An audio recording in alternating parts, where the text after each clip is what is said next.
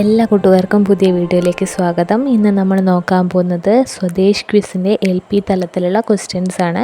അപ്പോൾ നമുക്ക് നേരെ ക്വസ്റ്റ്യൻസിലോട്ട് പോവാം. ആദ്യത്തെ ചോദ്യം, ഇന്ത്യയുടെ രാഷ്ട്രപിതാവ് ആരാണ്? ഗാന്ധിജി. ഗാന്ധിജി ജനിച്ചത് എന്നാണ്? 1869 ഒക്ടോബർ 2. ഗാന്ധിജിയുടെ മുഴുവൻ പേര് എന്താണ്? മോഹൻദാസ് കരംചന്ദ് ഗാന്ധി. ഗാന്ധിജി ജനിച്ചത് എവിടെയാണ്? ഗുജറാത്തിലെ പോർബന്തറിൽ. ഗാന്ധിജിയുടെ പിതാവിൻ്റെ പേരെന്താണ്? കരംചന്ദ് ഗാന്ധി. ഗാന്ധിജിയുടെ അമ്മയുടെ പേര്? പുത്തലി ബായ്. ഗാന്ധിജിയുടെ ഭാര്യയുടെ പേരെന്താണ്?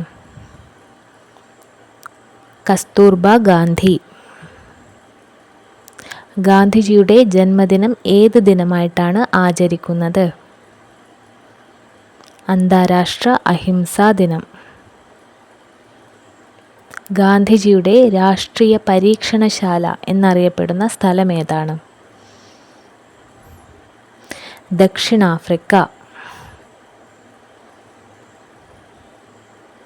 ഗാന്ധിജിയുടെ ആത്മകഥയുടെ പേരെന്താണ്? എൻ്റെ സത്യാന്വേഷണ പരീക്ഷണങ്ങൾ.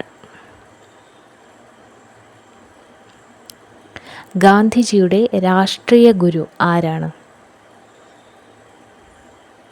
ഗോപാലകൃഷ്ണ ഗോഖലെ. ഗാന്ധിജിയുടെ ആത്മീയ ഗുരു ആരാണ്? ടോൾസ്റ്റോയ്.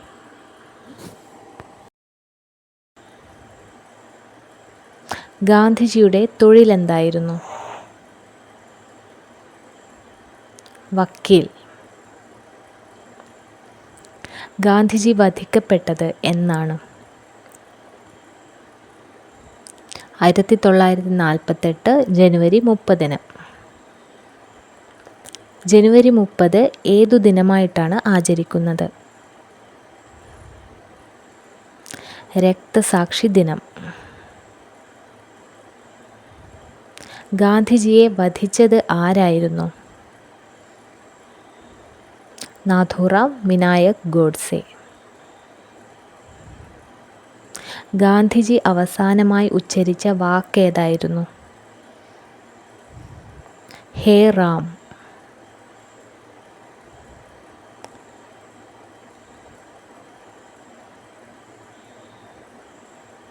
ഗാന്ധിജിയുടെ അന്ത്യവിശ്രമ സ്ഥലം എവിടെയാണ്?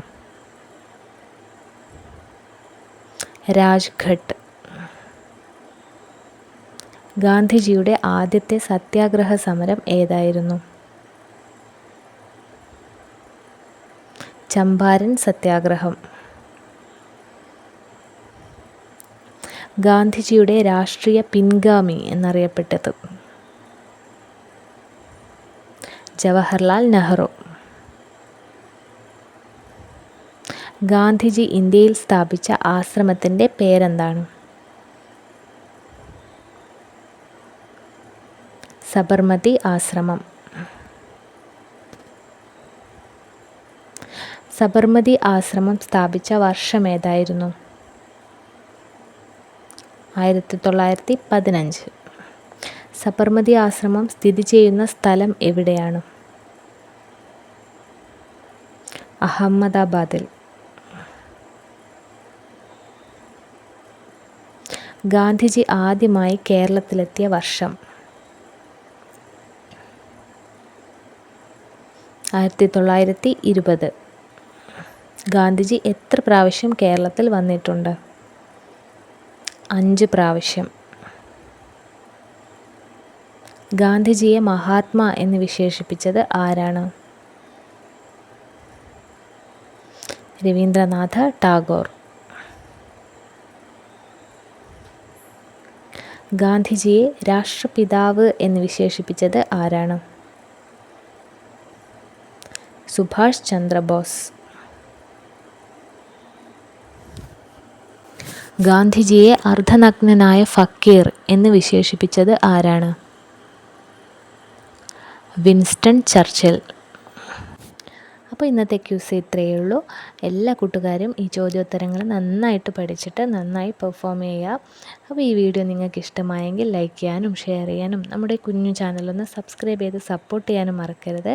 അപ്പോൾ നല്ല നല്ല വീഡിയോസുമായിട്ട് വീണ്ടും വരാം. അതുവരേക്കും ബായ്.